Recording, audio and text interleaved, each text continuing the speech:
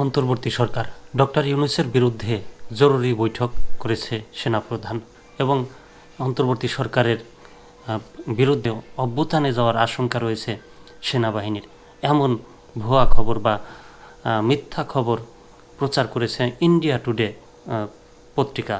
সেই খবরটা পড়ব। ইন্ডিয়া টুডের মিথ্যা প্রতিবেদন, গুজব রটানোর জঘন্য দৃষ্টান্ত। সেনাবাহিনীর প্রধানও তিনিও জরুরি বৈঠক হয়েছে, সেখানে তিনি এই বিষয়টি নিয়ে আলোচনা মূলত করেছেন যে গুজব ছড়ানো হচ্ছে, সেনাবাহিনী অভ্যুত্থানে যাবে।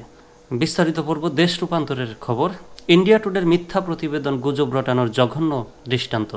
ভারতীয় সংবাদ মাধ্যম ইন্ডিয়া টুডে প্রকাশিত বাংলাদেশ সেনাবাহিনী প্রধান উপদেষ্টা মোহাম্মদ ইউনূসের বিরুদ্ধে সম্ভাব্য অভ্যুত্থানের আশঙ্কায় জরুরি বৈঠক করেছে শীর্ষক মন গড়া মিথ্যা প্রতিবেদনের প্রতিবাদ জানিয়েছে সেনাবাহিনী। প্রতিবাদ বার্তায় এই প্রতিবেদনকে অবিশ্বাস্য তথ্য, বিকৃতি, গুজব রটানো, পুরোপুরি মিথ্যা ও বিভ্রান্তিকর বলে আখ্যা দেওয়া হয়েছে। এতে বলা হয়, ইন্ডিয়া টুডে আবারও মিথ্যা ও ভিত্তিহীন তথ্যের ভিত্তিতে একটি প্রতিবেদন প্রকাশ করেছে, যা বাংলাদেশ সেনাবাহিনীর নজরে এসেছে।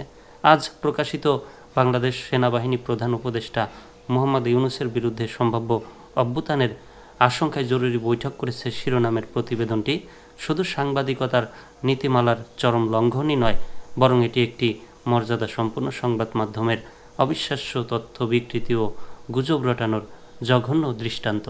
প্রতিবেদনে কোনো নির্ভরযোগ্য সূত্র বা যাচাইযোগ্য প্রমাণ নেই, বরং এটি সম্পূর্ণভাবে ভিত্তিহীন গুজব ছড়ানোর আরেকটি প্রয়াস। আসন্ন অভ্যুত্থান সংক্রান্ত তথ্য পুরোপুরি মিথ্যা ও বিভ্রান্তিকর, যা সাংবাদিকতার ন্যূনতম নৈতিকতাও উপেক্ষা করেছে। প্রতিবাদ বার্তায় বলা হয়, এর আগে 11 মার্চ ইন্ডিয়া টুডেতে সেনাবাহিনীকে নিয়ে একটি অসত্য প্রতিবেদন প্রকাশ করা হয়, যার আমরা তখনই প্রত্যাখ্যান করেছিলাম। কিন্তু দুঃখজনকভাবে ওই প্রতিবেদন সত্ত্বেও ইন্ডিয়া টুডে তাদের ভিত্তিহীন সংবাদ প্রকাশের চর্চা অব্যাহত রেখেছে, যা তাদের সম্পাদনা নীতির চরম অবক্ষয়ের প্রমাণ। এতে আবারও বলা হয়, বাংলাদেশ সেনাবাহিনী রাষ্ট্রের সার্বভৌমত্ব, গণতন্ত্র ও শান্তি রক্ষায় অটল রয়েছে।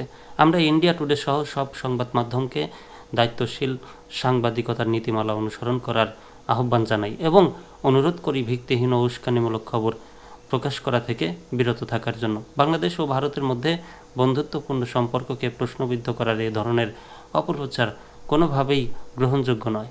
বারবারই কিন্তু ভারতেই এমন বেশি মিথ্যা খবর প্রচার করছে।